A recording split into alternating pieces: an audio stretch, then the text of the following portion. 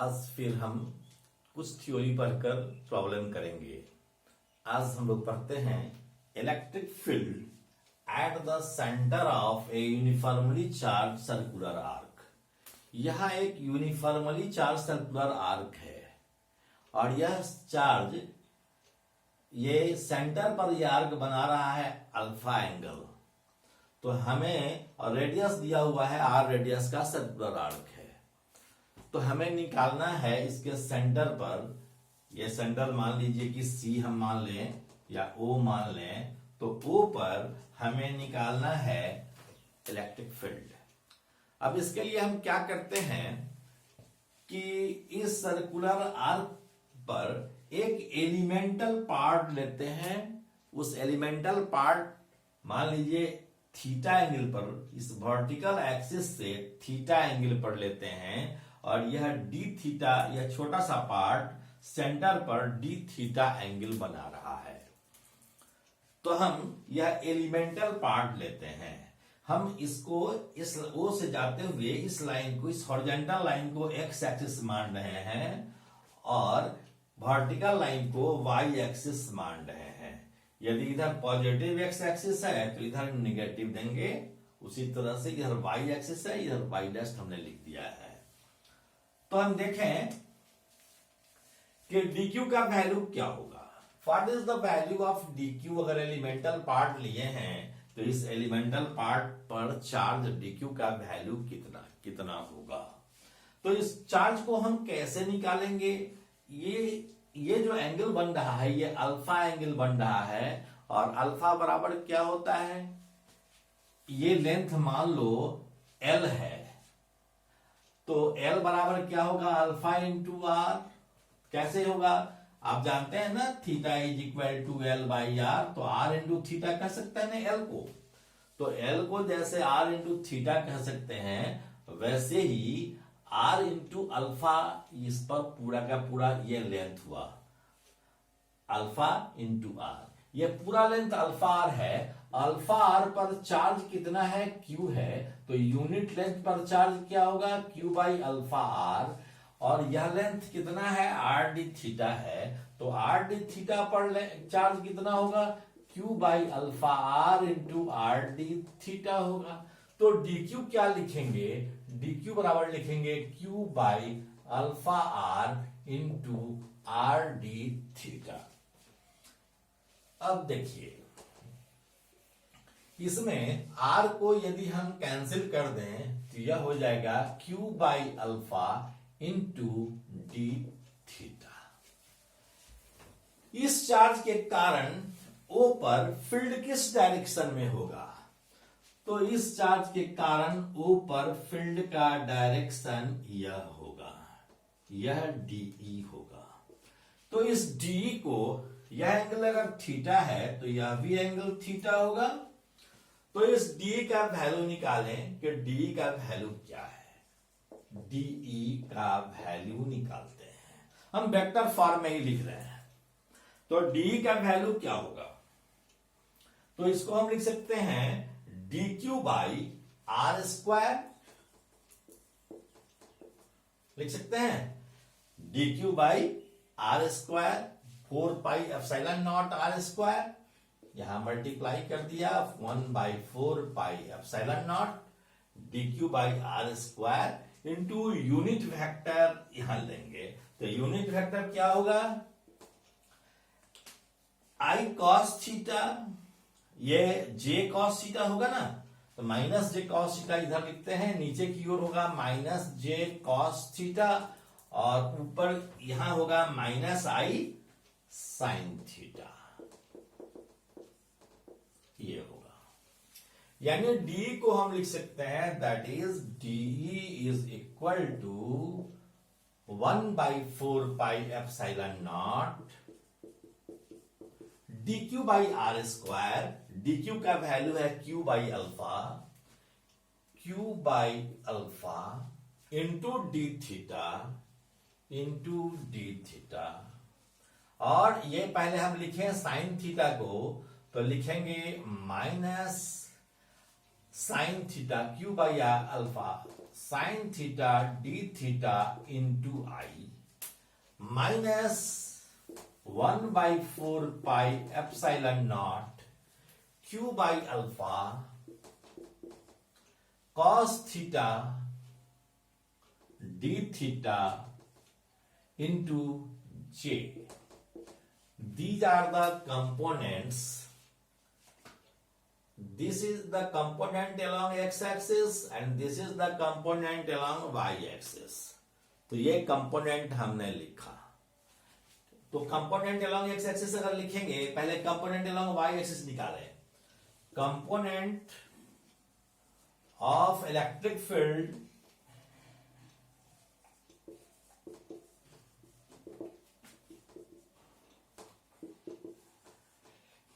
along y-axis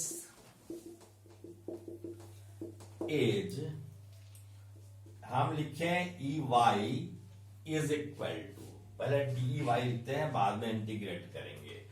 DEY बराबर क्या लिखेंगे, या वैल्यू लिखेंगे Q by 4 pi epsilon not alpha, और यहां क्या हुआ, ये आर स्क्वायर, ये भी तो आर स्क्वायर है ना, ये आर स्क्वायर छूट रहा था, ये आर स्क्वायर है, तो हम लिखेंगे Q by 4 pi epsilon naught are square Q by alpha,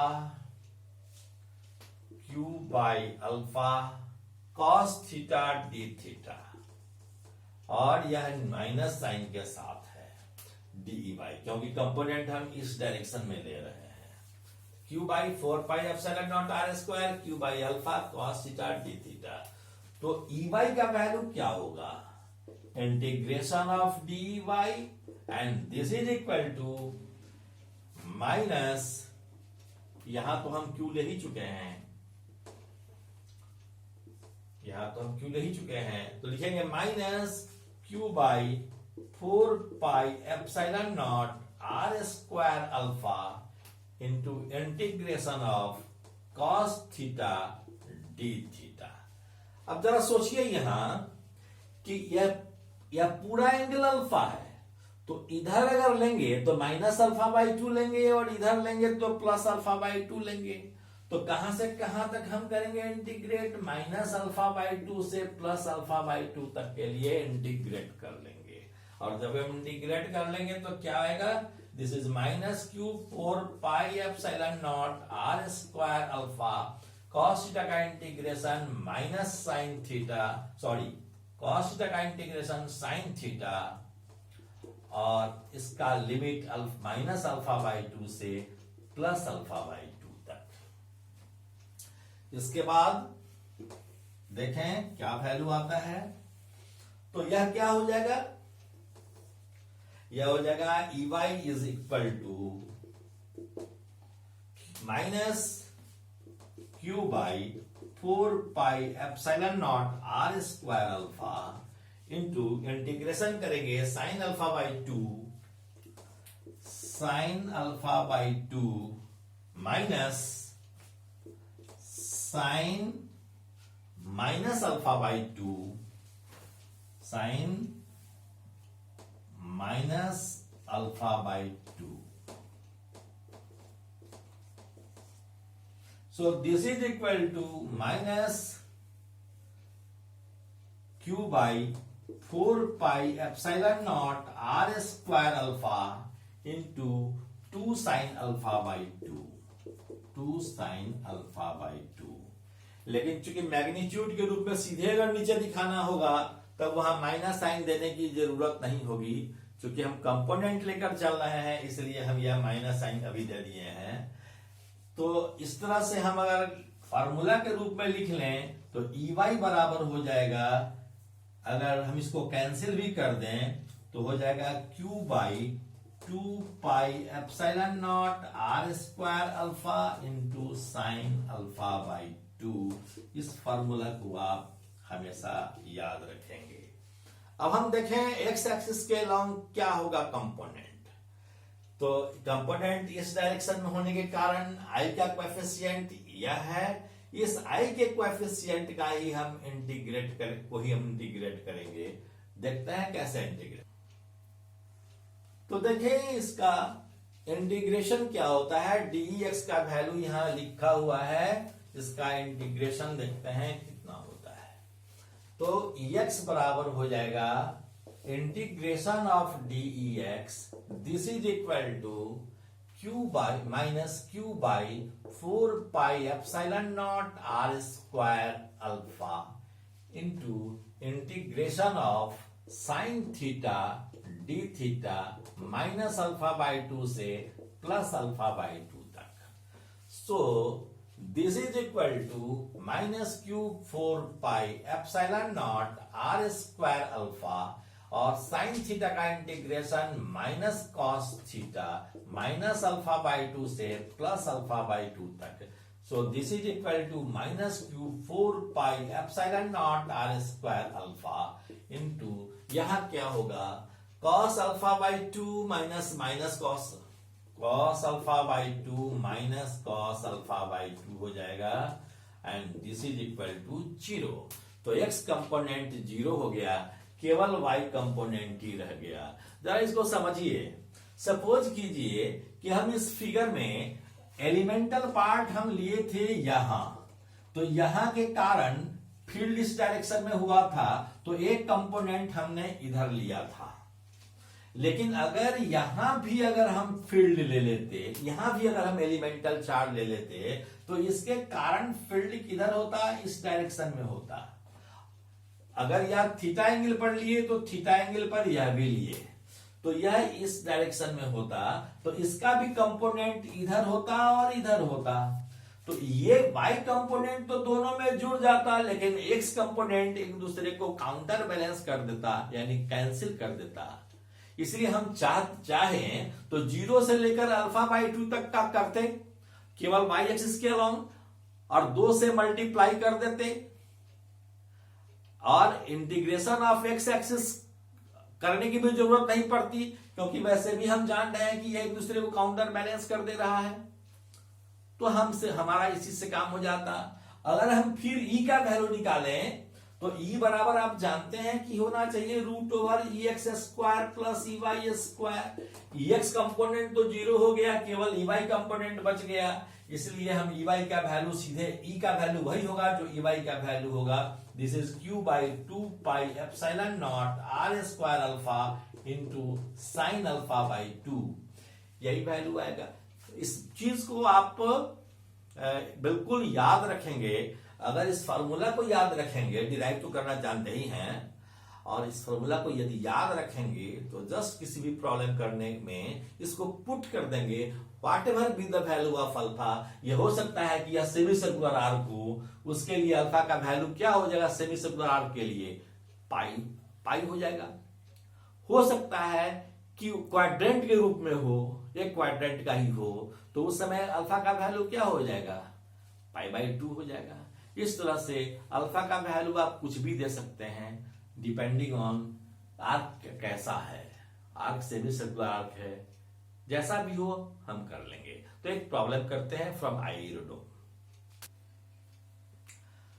ये प्रॉब्लम है आईरोडोम का प्रॉब्लम नंबर 3.8।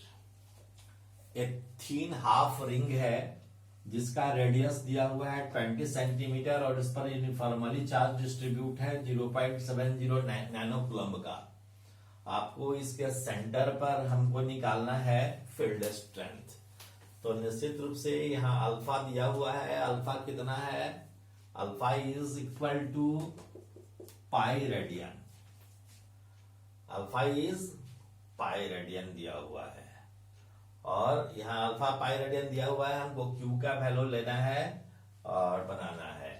तो देखिए यहाँ पर इसको हम डायरेक्ट लिखना चाहें तो लिख सकते हैं, Q बाई 2 से कैंसिल करेंगे, 2 pi epsilon naught are square, अभी अल्फा का वैल्यू पाई है तो पाई लिखेंगे तो पाई स्क्वायर हो जाएगा, 2 pi epsilon naught are square into sine क्या हो जाएगा, पाई साइन पाई बाई 2 1 हो गया। This is your answer. अब इसी में वैल्यू आपको पुट कर देना है, चलिए वैल्यू पुट करते हैं। Q का वैल्यू है 0.70 नैनो कूलम्ब है। This is 10 to the power -9 coulomb. 2 into 3.14 का स्क्वायर। एप्सिलॉन नॉट का वैल्यू दीजिए या 1/4 पाई एप्सिलॉन नॉट का सीधे वैल्यू दे दीजिए और 2 से मल्टीप्लाई कर दीजिए। तो अच्छा रहेगा कि 2 से मल्टीप्लाई कर दीजिए, तो कैलकुलेशन कम करना पड़ेगा। 2 से मल्टीप्लाई कर दीजिए और 1/4 पाई एप्सिलॉन नॉट का value 9 into 10 to the power 9 लिख दीजिए। साइन अल्फा बाई 2 1 ही हो गया। केवल नीचे बचेगा आर स्क्वायर। आर स्क्वायर दिया हुआ है 20 सेंटीमीटर। 20 सेंटीमीटर को मीटर में बदल लीजिए, तो 20 सेंटीमीटर गुने 10 टू द पावर -2 का स्क्वायर, और इसको आप कैलकुलेट कीजिए, यह आ जाएगा 0.1 kilo volt per metre. This is your answer. तो आप बहुत आसानी से इस प्रॉब्लम को कर सकते हैं, और भी प्रॉब्लम आगे आने वाले क्लासेस में करेंगे। Thank you very much, all the best.